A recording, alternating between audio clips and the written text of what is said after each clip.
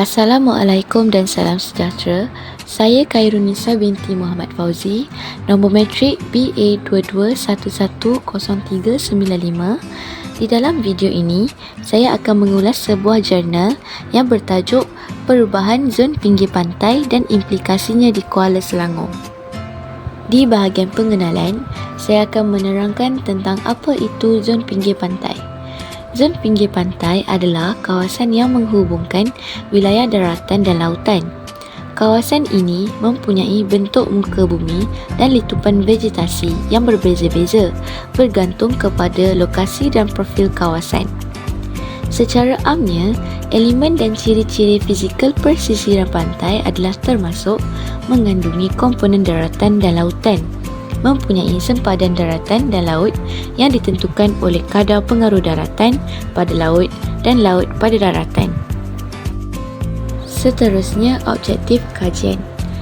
Yang pertama, menyatakan definisi zon pinggir pantai. Kedua, mengetahui perubahan yang berlaku di zon pinggir pantai. Ketiga, menghuraikan kesan yang berlaku di zon pinggir pantai.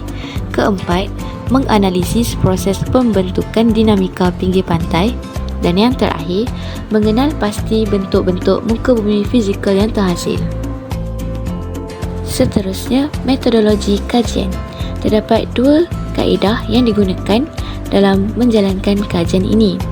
Yang pertama, menggunakan data prima iaitu melalui kaedah pemerhatian.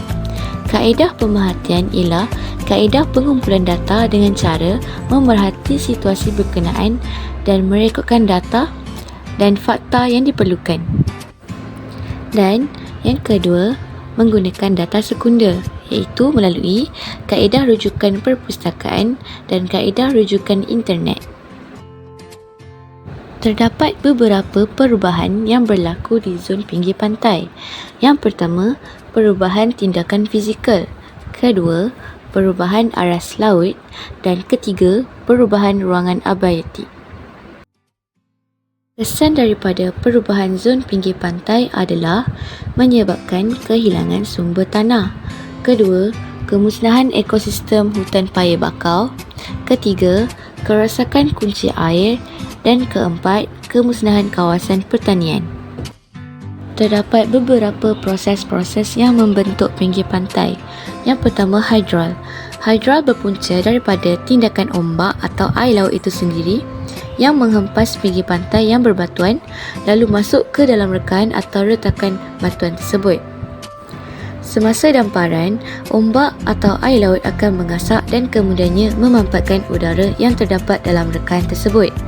Dan semasa unduran ombak, udara yang dimanfaatkan di celah-celah rekaan tadi akan dilepaskan.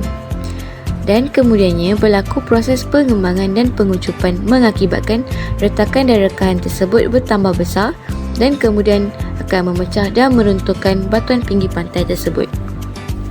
Yang kedua, lelasan. Lelasan disebabkan tindakan bahan-bahan yang dibawa oleh ombak seperti sepihan batuan, kelikir, pasir, batu lada dan sebagainya yang menggeser batuan pinggir pantai. Semakin banyak bahan yang dibawa oleh ombak, semakin giat hakisan geseran yang berlaku. Yang ketiga, lagaan. Bahan-bahan yang dibawa oleh ombak berlaga atau berlanggar sesama sendiri sehingga pecah. Ini melibatkan perubahan saiz bahan. Dan yang keempat, larutan. Proses hakisan secara kimia di mana air laut bertindak melarutkan batuan yang terdapat di pinggir pantai. Ianya berkesan ke atas batuan yang mudah larut seperti dolomit dan batuan kapur. Seterusnya, bentuk-bentuk muka bumi fizikal yang terbentuk kesan daripada proses-proses yang membentuk pinggir pantai. Yang pertama, ianya akan membentuk cenderam atau tebing tinggi.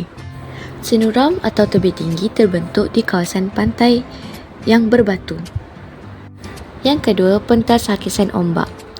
Pentas hakisan ombak ini berlaku akibat tindakan ombak secara berterusan ke atas cenderam atau tebing tinggi menyebabkan berlakunya runtuhan tebing tinggi secara berulang kali. Yang ketiga, tanjung dan teluk. Kedua-duanya terbentuk secara bersampingan. Tanjung merujuk kepada bahagian batuan pinggir pantai yang menganjur ke laut, manakala teluk merujuk kepada bahagian yang melengkung ke arah daratan. Dan yang terakhir, long, ombak. Ianya terbentuk hasil tindakan ombak secara berterusan ke atas lubang-lubang gua. Satu lorong yang menembusi bumbung gua akan terbentuk. Lorong ini dikenali sebagai lorong ombak. Terdapat dua sorotan literatur yang saya gunakan. Yang pertama bertajuk Mengesan Perubahan Garis Pantai menggunakan teknik geospatial, kajian kes di selatan jajaran pantai di daerah Kuala Selangor, yang ditulis oleh Syohana Jamaluddin Mokhtar 2017, dan yang kedua yang bertajuk Kesan Perubahan Pinggir Laut, Vulnerability dan Adaptasi Komuniti Miskin di Kelantan Malaysia, yang ditulis oleh Azali dan Nur Syahidah, yang ditulis pada tahun 2017.